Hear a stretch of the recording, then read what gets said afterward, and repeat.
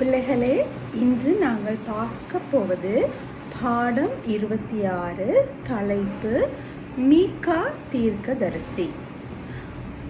ஒரு தீர்க்கதரிசினா யார் அல்லது இறைவாக்கினர்னா யார்?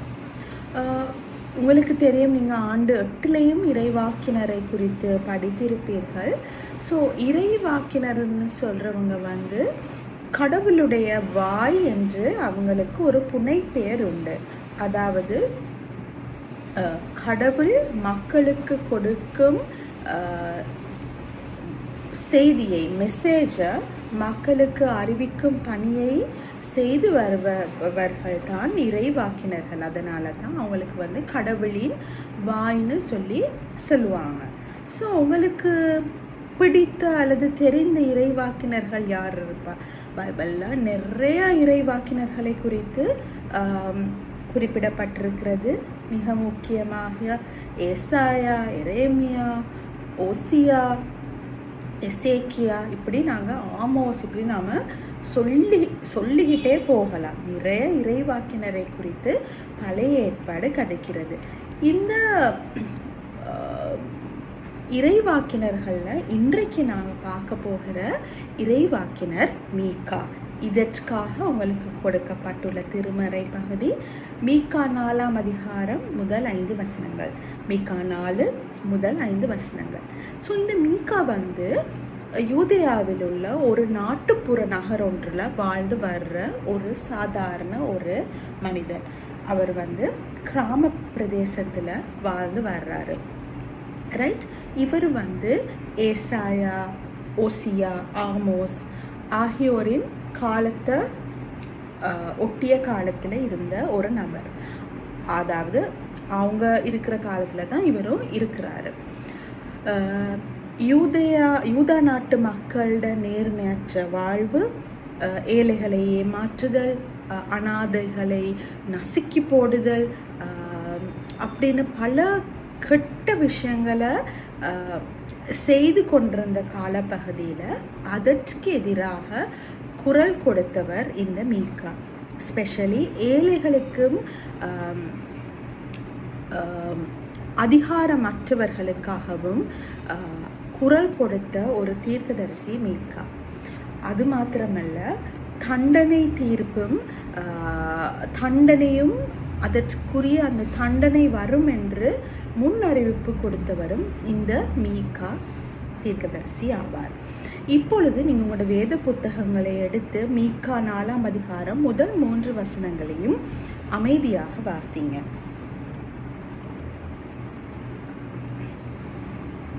ரைட். இந்த பகுதி எதை பற்றி கதைக்கிறது? இந்த பகுதி எதை பற்றி கூறுகிறது? ஆண்டவரின் அனைத்து உலக அருளாட்சி பற்றி கூறுகிறது. அதாவது ஆண்டவர் ஆளப்போகும் இந்த அனைத்து உலகத்தையும் பற்றியும் இந்த மீகா 4ஆம் அதிகாரம் முதல் 3 வசனங்கள் கதைக்கிறது. அதாவது நாங்கள் என்னன்னு பார்ப்போம். ஆண்டவரிட மலைன்னு சொல்றது கடவுளின் பிரசன்னம் நிறைந்த ஒரு இடமாக கருதப்படுகிறது. அப்போ அங்கிருந்து தான் கடவுள் தம் வழிகளை நமக்கு போதிப்பார், அல்லது அங்கிருந்து தான் கடவுள் அவருடைய வழிகளை எங்களுக்கு சொல்லி கொடுப்பாரு.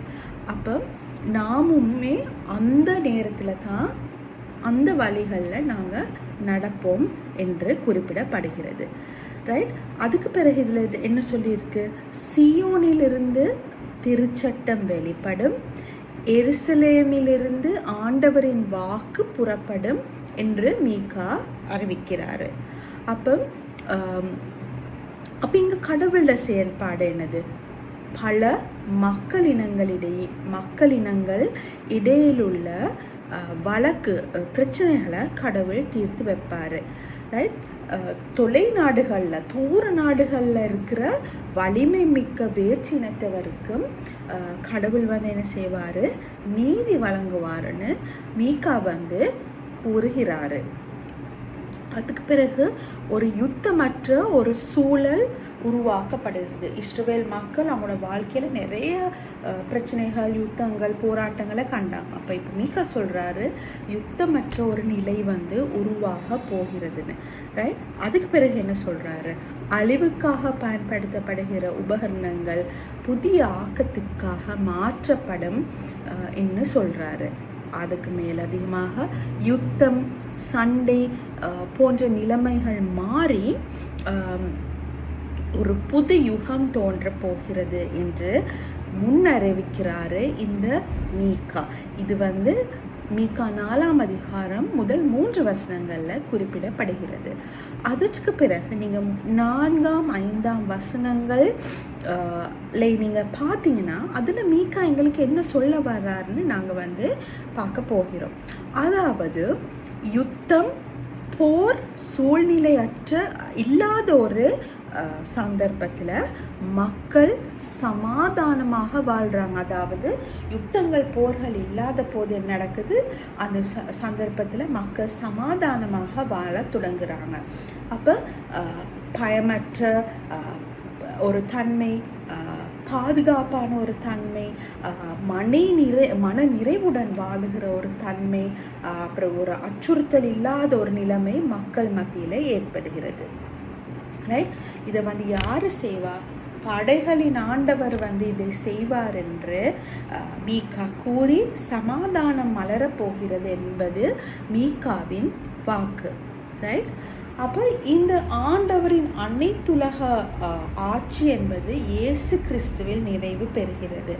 அதாவது இப்ப யுத்தமில்ல, சமாதானம் இருக்கு, மக்கள் அமைதியாக மன நிறைவுடன் வாழ்றாங்க என்பது எவ்வாறு நடைபெற போகிறது? இயேசு கிறிஸ்துவிலால நிறைவு பெறுகிறது. அதாவது மீட்பு இயேசு கிறிஸ்துவின் மாத்திரமே ஏற்படும் என்பதுதான் நிறைவான உண்மை. அதாவது ஒரு போர் இல்லாத ஒரு உலகம் இயேசு கிறிஸ்துவின் இறை அரசில் மாத்திரமே ஏற்பட்டு முழுமை அடையும். நீங்க யோசித்து பாருங்க, இந்த காலத்திலையும் கூட உலகில் பல்வேறு நாடுகள் யுத்தங்கள்ல ஈடுபட்டிருக்கு. யுக்ரைன், ரஷ்யா, அதுக்கு பிறகு உங்களுக்கு தெரியும் இஸ்ரேல், அதுக்கு பிறகு பலஸ்தீனா, பெரிய யுத்தங்கள் நடைபெற்றுக்கிட்டு வருகிறது. ஸோ ஆண்டவருடைய அந்த இயேசு கிறிஸ்துவின் இறை ஆட்சியின் கீழே தான் நடக்குது. சமாதானமான ஒரு பூமி எங்களுக்கு கிடைக்க போகிறது. ரைட்? ஆனா மீகா என்ன சொல்றாரு? அனைத்து மக்களுக்குமே சமாதானம் உருவாகும், தொலை தூரத்துல இருக்கிற மக்களுக்குமே ஆண்டவர் நீதி வழங்குவார் என்பது மீகாவின் இறைவாக்கு. அப்ப மீகாட இறைவாக்குல இருந்து நாங்க என்னத்தை அறிந்து கொள்ள போகிறோம் என்றால், கடவுள் தான் சமாதானத்தின் காரணர். அவர் மூலமாகவே எங்களுக்கு சமாதானம் கிடைக்க போகிறது. ஆனால் நாங்கள் ஒவ்வொருவரும் சமாதானத்தின் கருவிகளாக செயற்பட வேண்டும். நாங்க வாழ்ற பல்லின சூழ்நிலையில ஒருத்தரை ஒருத்தர் மதித்து அவர்களுடைய வேற்றுமைகளை நாங்கள் ஏற்றுக்கொண்டு சமாதானமாக வாழ வேண்டிய பிள்ளைகளாக நாங்கள் அழைக்கப்பட்டிருக்கிறோம். ஸோ சமாதான கருவிகள் நாங்கள், சமாதானத்தை அளிப்பவர் நம்முடைய ஆண்டவராகிய இயேசு கிறிஸ்து. ரைட்? உங்களுக்கு தெரியும் புனித அசிசியூர் பிரான்சிஸ் அவரை பற்றி நீங்கள் கேள்விப்பட்டிருந்தீங்கன்னா நல்லது. அப்படி இல்லாட்டி நீங்கள் உங்களுடைய இணையதளத்திலேயோ அல்லது புத்தகங்கள்லேயோ அல்லது உங்களுடைய ஆசிரியர்களிடமோ அல்லது உங்களுடைய போதகரிடமோ நீங்கள் கேட்டு நீங்கள் அவரை பற்றி கொஞ்சம் பேக்ரவுண்டில் ஒரு செக் ஒன்று செஞ்சுக்கொள்ளுங்க, இன்ஃபர்மேஷன்ஸ் தேடிக்கொள்ளுங்க. அவர் சமாதானத்துக்கான ஒரு இறை வேண்டலை எழுதி இருக்கிறாரு, எங்களுக்கு கொடுத்திருக்காரு. அந்த இறை வேண்டல் என்னதுன்னு நீங்க பார்த்து அதை எழுதுவதே இன்று உங்களுடைய செயற்பாடாக அமைகிறது. மற்றும் உங்களுக்கு இன்னைக்கு கொடுக்க போகிற மனன வசனம் மீகா 6ஆம் அதிகாரம் 8ஆம் வசனம். மீகா 6:8. நாங்கள் எங்களுடைய கண்களை மூடி ஜெபம் செய்வோம். அன்பான இயேசுவே சுவாமி, அப்பா, நீர் மாத்திரமே ஆண்டவரே சுவாமி இந்த உலகத்திற்கு சமாதானம் அளிக்க போகிற ஒரே காரணர் ஆண்டவரே சுவாமி. நாங்கள் ஆண்டவரே உமது பிள்ளைகளாக இந்த சமாதானத்தின் கருவிகளாக செயற்பட எங்களுக்கு ஏற்ற பலத்தையும் ஞானத்தையும் தாரும் ஆண்டவரே சுவாமி. இந்த உலகத்திலே நடைபெறுகிற யுத்தங்களையும் போர்களையும் குறித்து நீர் அறிவீர் ஆண்டவரே சுவாமி. ஆண்டவரே சுவாமி, நாங்கள் சமாதான கருவிகளாக செயற்பட்ட ஆண்டவரே சுவாமி, நாங்கள் வாழும் சூழலிலும் ஆண்டவரே சமாதானத்தை தரும் பிள்ளைகளாக மாறி எங்களுக்கு கிருபை செய்யும். எல்லாவற்றையும் பாதப்படியில் வைக்கிறேன் பரமராஜாவே.